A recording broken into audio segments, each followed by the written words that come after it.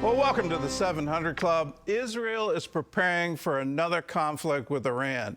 Prime Minister Netanyahu is expected to propose a plan of attack to President Trump later this month. Concerns are rising that Iran is rebuilding its missile capabilities and strengthening proxies like Hamas and Hezbollah.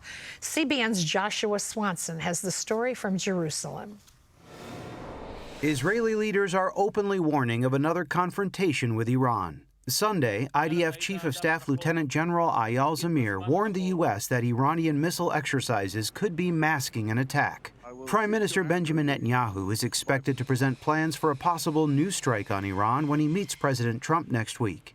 General Zamir said Iran remains the central threat in what he called the longest and most complex war in Israel's history. He said the regime in Tehran is the driving force behind the terror groups encircling Israel, financing and arming Hamas, Hezbollah, the Houthis, and Iraqi militias. He warned that Israel's enemies should have no doubt the IDF is prepared to strike again. Our enemies once again felt the reach of the IDF's long arm, which will continue to strike wherever required, in fronts both near and far. Iran's foreign minister claims the Islamic Republic has rebuilt all facilities damaged during June's 12-day war and cautions Israel against launching another attack. U.S. Senator Lindsey Graham is also sounding the alarm. In a meeting with Prime Minister Netanyahu, he said Israel's enemies are rebuilding their strength. While I celebrate the ceasefire, it was a major accomplishment. 90 days after the ceasefire, Hamas is not disarming, they're rearming. 90 days after the ceasefire, they're consolidating power in Gaza. They're not giving it up. He also said Israel should strike if Iran shows any sign of rebuilding its nuclear or missile programs. If you see an effort to regenerate the enrichment program, hit it. If you see an effort to build more ballistic missiles to terrorize Israel that may one day get to Europe, hit it now.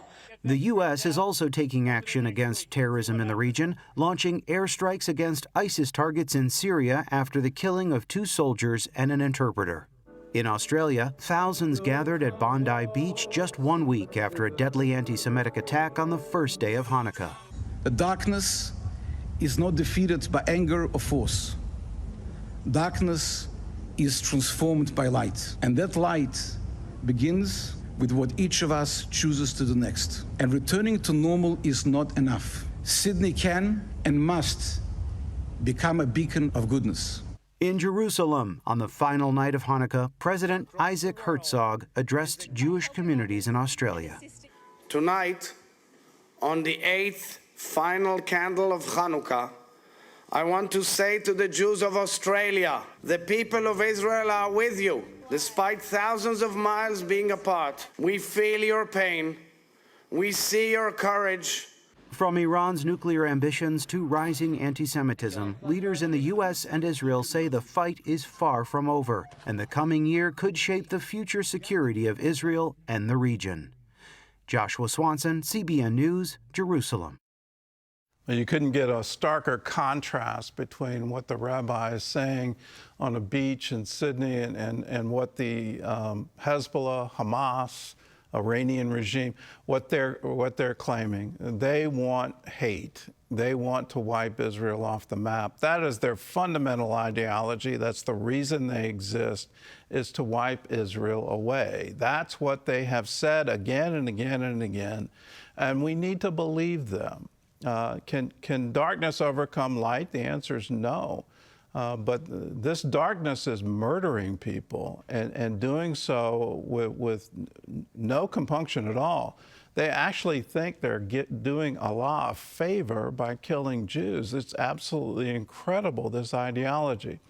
We need to awaken to it, just as Europe awakened to it 1,400 years ago, and realize this is a class of ideologies, a class of civilization. How do you want to live?